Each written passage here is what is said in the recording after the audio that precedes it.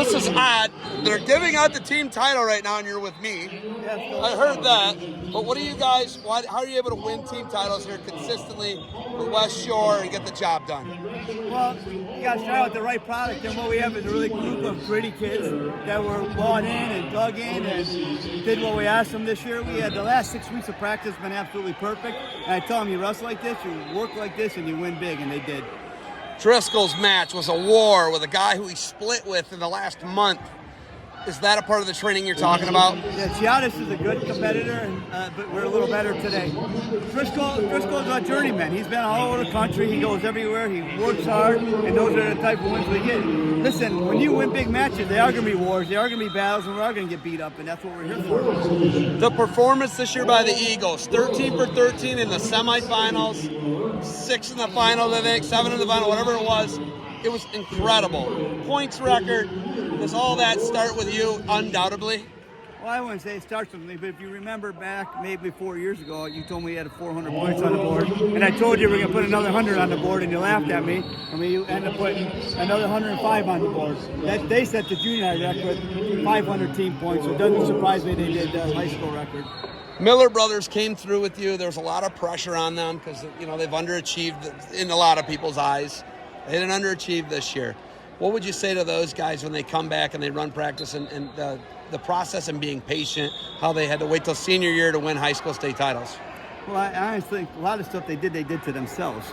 You know, if they would have just dug in a little bit more, maybe been a little more disciplined, they could have had a couple more state titles than what they had.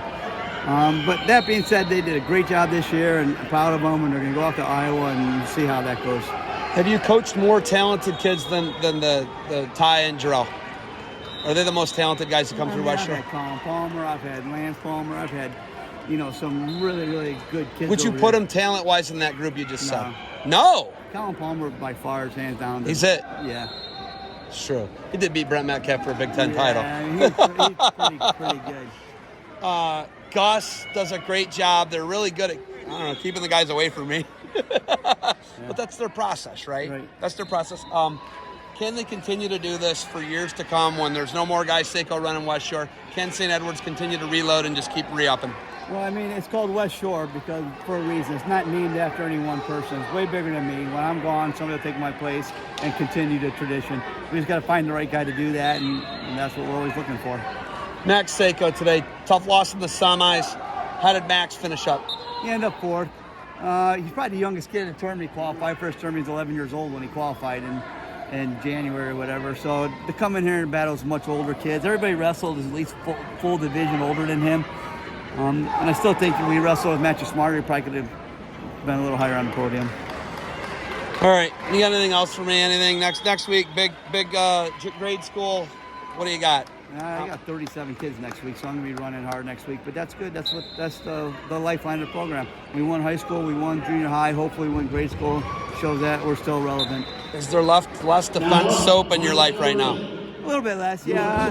I'm handing it down to the next level of guys, but I'm still in the office every day. It's just I don't do as much stuff. They do the actual grunt work nowadays. It's such a growth. It's a grind, right? Retail and selling things is always a grind. You're always inventing and creating new competing products. Are you going to miss that grind in 3 or 4 years? I don't know. I'm an entrepreneur by heart, so when something new comes out and it's good, I like it. It makes me feel good. Gives me a purpose.